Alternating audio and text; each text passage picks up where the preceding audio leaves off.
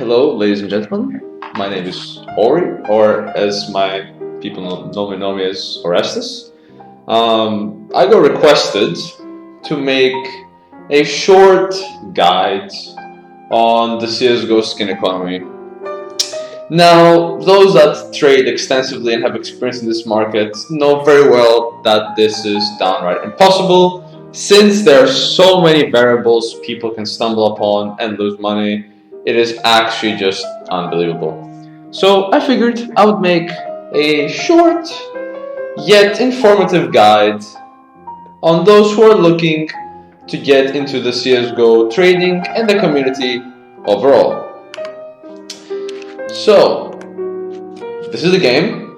As its launch, it was quite a catastrophe, in my opinion, but we can hope it can be better. As you can tell, I would assume you have played the game yourself and know the basics on the 5v5 format, the plant and defuse system, and here you can see a pretty basic picture of an AK-47, which looks quite dull. Now, how can we improve it? Skins that cost money and make us feel better, even though we're still shit at the game. Skins come in all shapes and sizes, in all different price ranges, and they all have a different aesthetic to them. Now, the way you acquire the skins is by opening cases. Who would have guessed that unregulated gambling would be profitable? So, if you want to have a chance to earn a skin that you like, you buy one of these bad boys, open them using a key, and then pray to whatever deity you believe in that you get the rare special item, as those have knives or gloves, which are by default the most expensive. So here we can see a poor chap who has a quite basic loadout. His gloves are simple, his knives are simple, he has nothing. Here we have a gentleman who has invested a bit into the game and spent a considerable amount on having a nice red M9 and some nice white gloves. Scenery is not included. Here we have another chap who has his gold watch, some nice gloves, and a very nice blue knife. So, diving into the skins themselves, we have a plethora of items you can choose from. As you can see, there's a variety in price and style. Obviously, skins that have higher demand will be more expensive, as for example the butterfly knife and the M9 and the karambit are known to be as the OG knives, which means that the skins that the old players use. The others are still there, but as you can tell, they're not as expensive. As you can see the difference, these two, although they look similar, the handle and the blade are both different, and in size, shape, shine, and whatever else. Here we can see the paint finishes, where it's the same knife, but it has a different type of finish. Now, this could be a fade, it could be a crimson web, it could be a marble fade, it could be a Doppler. There are many different types of designs for the same knife that obviously change the price of the knife accordingly. This was a bit too loud, isn't it? Shit. So, as you can see here, we have the same knife, but the paint finish is quite different. On the left, we have a butterfly knife that's yellow and has the tiger tooth stripes, and on the right, we have a yellow to purple gradient on the blade, which is the butterfly fade, of course. In this case, it's quite a high fade percentage as well. Moving on, we have floats. So floats come in all shapes and sizes. The standard that most people will know them is factory new, minimal wear, field tested, well worn, and battle scarred.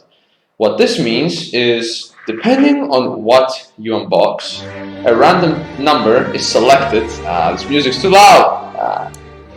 Whatever you select when you unbox a skin, the system randomly chooses a value, and as you can see in this example, the newer one looks less worn out. Obviously, this inherently increases its value by quite a significant margin. This can also apply to knives. As you can see here, we have the butterfly lore. On the top, it's quite balance scarred, with very small midgets of the pattern visible on the knife, whilst on the bottom, we have a fully fleshed out yellow lore knife. And as we can see, the price reflects this change as well. Taking another example, we have the sports gloves Vice. These on the left come with battle scarred, and they are quite well worn. You can see the pink on the design, but it's not quite vibrant. Although on the right, on the factory new, we can see that the pink pattern is nearly everywhere, with only very few scratches in the gloves. And once again, we can see that the price goes up quite significantly in this case. Next up, we have patterns, where the same knife might be different when you unbox it. That's because when you unbox a skin, there is a random chance that you get a 1 out of 1,000 different seed combinations, which basically means that the pattern is selected and placed on the gun at random. Now, I'll use this example as a very simple provider to explain what this means, because most people, including myself, don't really understand how this works. So as you can see here on the left, the rose is on the far right of the gun, and on the right side, on the exact same weapon, the rose is far off centered and has more of these vines spread out across the gun. Taking knives into account, the most common types of seeds you will see in trading is the Doppler system. So this works in both Doppler and Gamma Doppler, but I will be focusing on Doppler for this presentation. Phase 1 is 20% red, 80% black. Phase 2 is 80% red and 20% black. Phase 3 is the exact same, but replace red with blue. Obviously, this can change. They're not the exact same as provided here, since what we discussed earlier, it can have slight variations on the knife itself. Next up, we have special floats or patterns, or whatever you want to call them, where we have black pearls, rubies, and sapphires. These are quite more rare, since they require the entire knife to be either fully blue, fully red, or fully black with a mix of green in the case of the black pearl, which, as you can see here, reflects quite evidently in the price range of these items. A few honorable mentions is fades, which I mentioned earlier. So with fades, the higher the fade, the more the value. As you can see in the bottom knife, there is a further gradient. As you can see, more purple on the tip of the knife. This inherently would mean that the knife is worth more. And here we have the biggest culprit of collections and arguments on what are skins worth. We have blue gems. Blue gems are quite simply weird. They look nice and they're worth way too much, but we have to talk about them. So, what blue gems are the case hardened knives, and a case hardened knife is a yellow knife scorched with a blue mark. Now, the more blue this knife has, the more value it adds. For example, here we have a fully blue karambit on the play side, which costs almost 300,000 euros or dollars, which is quite a bit in my opinion. Next up, if we take a picture from before, we have the AK Wild Lotus. Quite a nice skin. I like the colors, like the flowers too. In this case, someone decided to put some Kato stickers on them, on the same weapon actually. I'm not sure if it's the same, but it's of the same type. Now, what this means is that they will buy a significantly expensive sticker and they would apply it onto the weapon. So these have a holographic effect and partially increase the value of the skin. So for example, if you put a $130,000 sticker on this weapon, it would add its value by around 100,000, unless someone obviously wants to overpay the full value. A common rule with these, from my experience, is to take a 5% value of the sticker. Now you might say, 5%? That's ridiculous. Why would I do that? Well, the truth is, most people from experience that I know do not want these weapons at all, because they're hard to find, they're hard to sell, and yeah, well, they're hard to find and sell. That's the whole point. Trading! Trading is why this game is still standing. Trading is where people make money and rip off kids and scam kids and all the other fun stuff.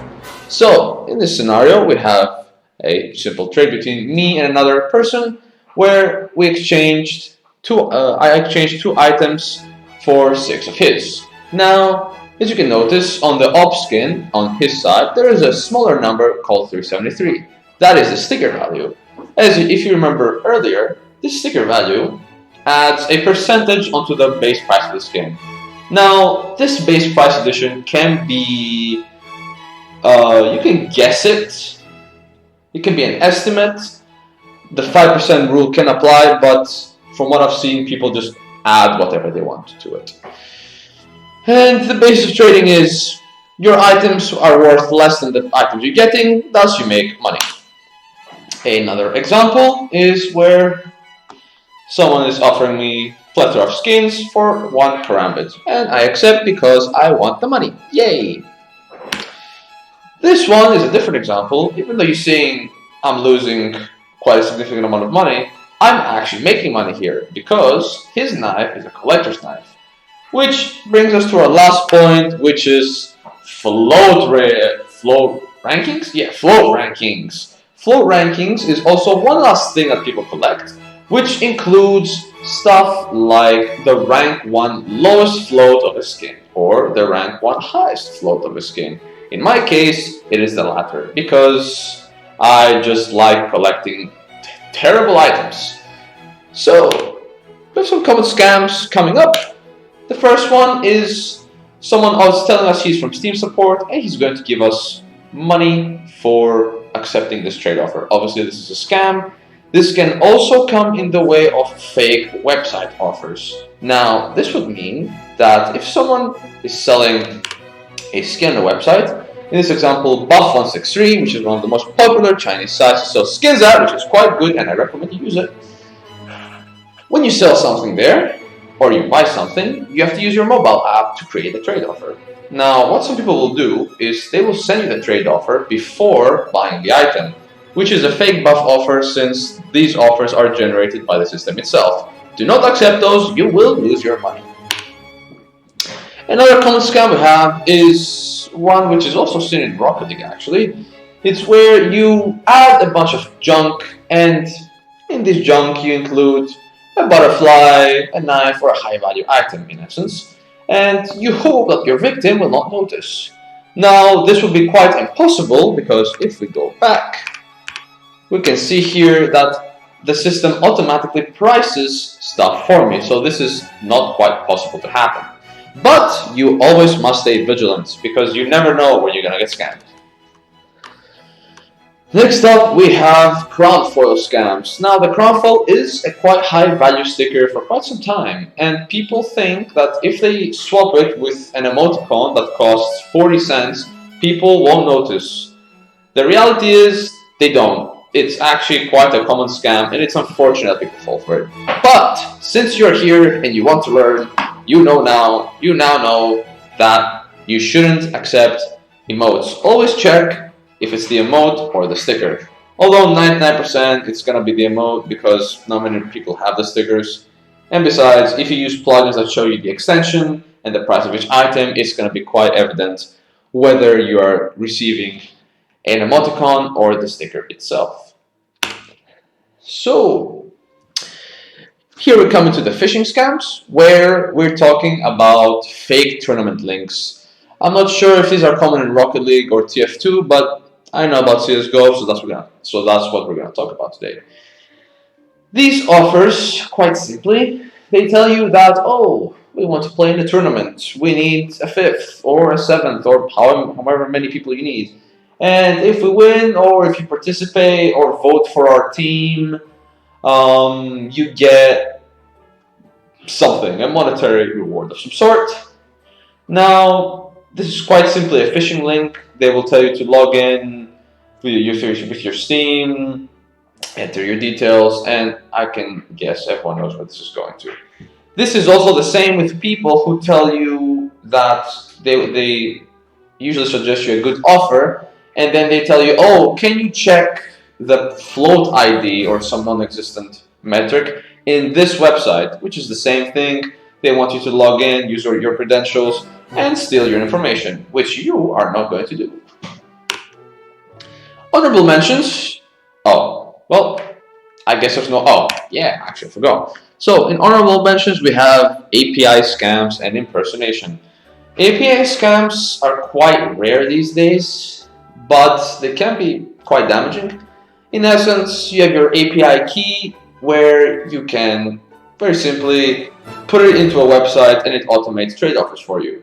Now, if someone gets access to this and they're not supposed to, they can make it so instead of sending a trade offer to someone you want to trade with, it sends it to them instead for free, which can be harmful. So I would be careful where I put my API key in. And lastly, the eternal, most old scam in the book, impersonation. Impersonation, for those that don't know, well, actually most of you do, but for those that don't, it's when someone pretends to be a reputable trader and they force you to go first in a monetary trade, or I have a storage account, trade with me here, then I'll give you my items there. There are many ways they can twist the tail to give you the illusion of safety. So you should always do your due diligence and search around to see that you're dealing with the correct person that they're claiming to be. The community. Now, the community is quite interesting, I'd say. It is not the friendliest. So we have a few players who are trying to justify why these skins are so expensive, as many people have criticized the game in the past for having unreasonable price margins for just a gun game. So why would I want to spend $20,000 on a pixel knife that's blue?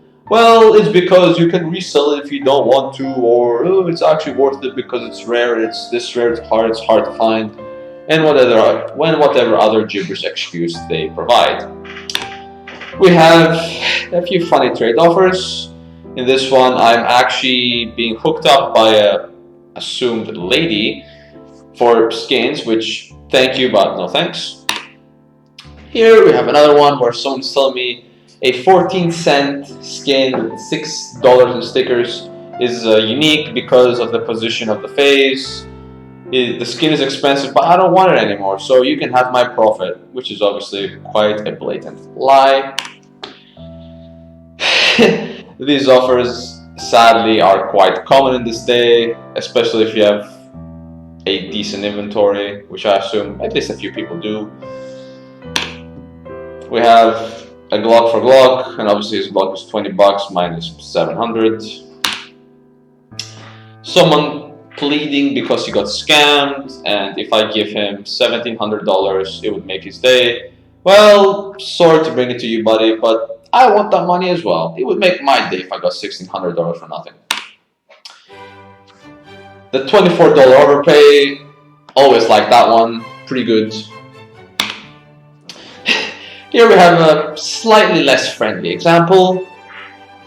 And lastly, we have another quite unfriendly example. I think this is it. Oh, we have one last. I forgot. Yep. And this is what the average Discord conversation between CSGO traders looks like. Lastly, I want to bring up another example of a part of this community of ours, where they want all the profit margins. They want to refuse a nanocent of profit. They want that nanocent of profit. It's quite funny, but sadly it is true. Now, my parting words of advice to you, who is a no person coming to the CSGO community, is this. Patience is key because everyone is an asshole. They want to scam you, they want to rip you off, and they most likely will want to call you the N-word, or Russian slurs, or any slurs, or, I don't know, death threats, doxing, and all those other wonderful internet activities.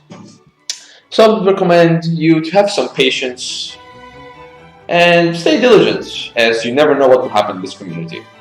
I would suggest avoiding collector stuff because, quite frankly, it's a waste of time and money. It's hard to profit, and it's just not fun overall, unless you're into it. Stick to liquid items, which would mean easy to sell. Nice, stuff you know everyone wants. Obviously, it's going to be a more saturated market, but hey, if you can have a piece of the pie, why not? This was the presentation by Orestes. I hope you enjoyed it. And I hope I taught you something today about this wonderful community of ours. Even though the game is shit by far. Well, the game is shit. That's all I can say. They need to fix it. But the training is quite fun. But yeah, thank you very much, ladies and gents, once again. People of color, the Russians, Turks, whoever else plays CSGO, I don't know, Americans. The Americans are bad apparently. Yeah, thank you for listening to this talk. I will see you on the battlefield.